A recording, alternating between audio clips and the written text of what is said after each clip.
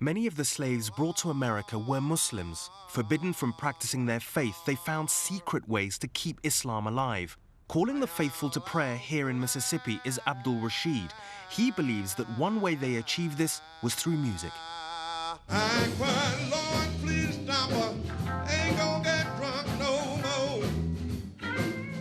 The Africans brought the music here as slaves.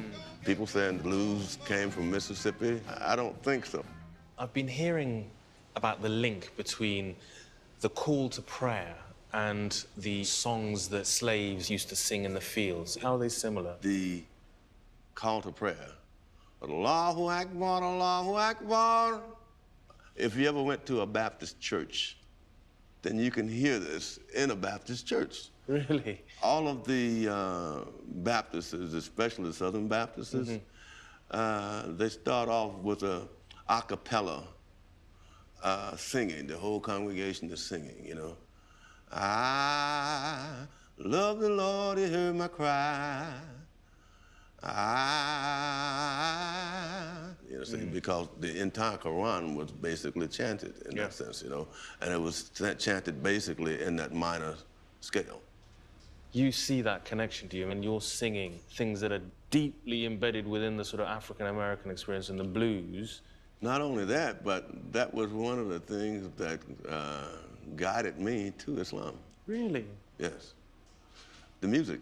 And when you start reading, when I was introduced to the Quran, that was... You found it there as well? I found it there as well. So I think, for my opinion now, this is just my opinion, and with my opinion and $1 and something, you can get a cup of coffee, okay? But this is my opinion, that this entire movement is a spiritual movement and is geared towards Islam. Allah subhanahu wa ta'ala. Like Abdul, more and more people of all ethnicities are finding their way to Islam. A third of all Muslims in America, about 2 million, are converts. The people at the mosque in Jackson are convinced that this is having a positive impact on the entire nation. Okolo Rashid is one of the founding members here. We're happy to have you. We heard so much about you. Yes, your I hope show. all good. All good, all good, and we're just happy to have you. Okolo is involved in a new research project with 25 other historians. They believe their discoveries will not only rewrite the history of Islam in America, but transform our understanding of African cultures. I think we're leading the way, actually. As part of this initiative, Okolo founded the International Museum of Muslim Cultures, the first in America. Research here suggests the number of Muslim slaves was much greater than previously thought. 1/3 of all of the enslaved Africans that were brought to the Americas actually were Muslims. Nobody knows this. This is kind of new cutting-edge information because when we read our history books, we don't see that. We have one of the great stories here in Mississippi, in a place called Natchez, Mississippi. We have the story of Prince Abdul Rahman Ibrahim. He was an African Muslim prince and scholar. Came out of the area around Gambia, and he was actually enslaved in Natchez for over 40 years. And we have that story. But you're a combination of all these things that's unique here to the Deep South, aren't you? I mean, Africa, American, and Muslim. And why is it important to stress, I mean, in this exhibit, in your work, this missing link of Islam in this mix? The most important reason is that it's going to help the African American to become a first-class citizen as opposed to a second-class citizen. And this whole standing up for rights, fight for freedom, leading the whole effort in America for reforming America and bringing America to respect its own constitution, or blending, is really that's what makes me optimistic about the future. This corner of the exhibition is really interesting because you've got real evidence of this link between Islam and slavery in Mississippi. And Ibrahim Abdurrahman, who was known as the prince among slaves, who was sold into slavery for 40 years before winning his freedom and going to live as a free man in Liberia. And I understand that there are his descendants still living in the United States, and I'm going to try and find them. I know she heard me calling. She looked back and waved her hand. now see that what's at the heart of the story of Islam in America is the story of slavery. And on this issue, America was divided. As early as the 1770s, some Americans were calling for the abolition of slavery. One of these, Thomas Jefferson, proposed forming a colony in Africa to take freed slaves. But it wasn't until 1863, after the Civil War, that slavery was finally abolished. With it came the economic collapse of the southern states which depended on slaves. The big plantations fell to ruin and 2 million freed slaves headed for the northern cities. For those who stayed behind, life remained brutal. Well into the 20th century, lynching and murder were everyday facts of life for African Americans across the South. African Americans have been telling me that here in Mississippi, a place I've always associated with prejudice, they can now be Muslim without prejudice, and that this is an essential part of being a Muslim in America, the fight against prejudice and the struggle to be free. And it was in pursuit of this struggle that in the early part of the 20th century, millions of African Americans abandoned the South and they headed north, which is where I'm going next.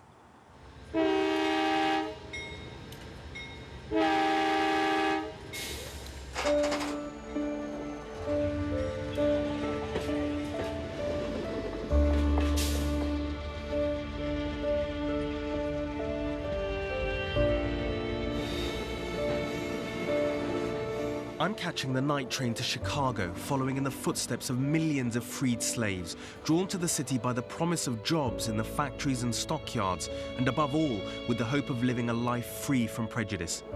But they did have another option, to sail for Liberia, the colony America established for freed slaves in Africa. It was a stark choice: scratch a living in America's ghettos or build a nation from scratch. The Muslim Prince Ibrahim of Mississippi that Okolo told me about was among the first to sail for Liberia, where he dreamt of establishing Islam. But the early settlers encountered little but disease and hardship, and Prince Ibrahim barely saw the completion of the first settlement before he died. Modern Liberia has suffered a succession of civil wars, and fleeing the last of these was Ibrahim's great-great-great-great-grandson, who has turned this story on its head. He fled war-torn Liberia to find freedom in America. His name is Artemus Gay. Yes, that's right. It all started when the Civil War started in Liberia. I came to this country, and it was just a sheer sense of understanding my own country's history that I spent hours in the library just trying to find out the history of the colonization from Mississippi to Liberia. And then I did find out, yes, there was a ship manifesto, and on one of the ship's name, I found her great-grandfather's name. His name was Abdul Rahman Ibrahim Sori. He was one of the sons of Sori Maudo, who was an Alimami. He was a prince, but also, clearly by his name, a Muslim. A Muslim. That's very important to realize that he understood science. He understood medicine, and that for me was like winning the lottery, or amazing. Yeah. Roots in reverse. Here I have to come from Africa to find my own roots. Here I have to come from Africa to seek refuge, and I found Chicago as a place, an intellectual place for me, a spiritual home for me, and above all, it has one of the largest collections of books in Africa. You will find nowhere in Africa. It's right here in Chicago. How important was it that Abdurrahman, your relative, was a Muslim? This country has to understand that its roots, especially when it comes to African American, is an Islamic root. African Americans should not see that as just a religion. It should see it as part of its heritage. And the good thing about it, people respect each other here, in the midst of all of this diversity. So that's something that Chicago has, that we would say shows what it means when people from diverse culture all merge. Artemis has a good point. Chicago is culturally very diverse, and it has a large Muslim community, big enough to justify this celebration of Arab culture. It's the second year running the city is celebrating its links with the Middle East. For those former slaves who fled the South a little over 100 years ago, the transformation of this city's soul would be unbelievable. African Americans came to Chicago as part of one of the largest human migrations of the 20th century. They were leaving the segregated and racist South in search of a new life in what many hoped would be a promised land. And it was out of this experience that was born the first American Muslim movement, and it was known as the Nation of Islam. In the 1930s, a radical idea began to spread through the cities of America. The idea that white people were irredeemably evil formed the cornerstone of the Nation of Islam, whose theology combined Islam and black nationalism. The Nation's message appealed to African Americans who'd fled the bigotry of the South. By the 1950s, the Nation had around 100,000 members, led by Elijah Muhammad. They fool you by telling you, don't hate no one. You should tell them, what the hell have you been doing for me? But what gave the Nation some credibility were high-profile members, including the boxer Cassius Clay, who took the name Muhammad Ali, and the radical, charismatic activist Malcolm X. The racialist never understands a peaceful language. The racialist never understands the nonviolent language. But in 1965, after leaving the movement, Malcolm X was assassinated. Defection soared, and after Elijah Muhammad died, most of the membership converted to mainstream Islam.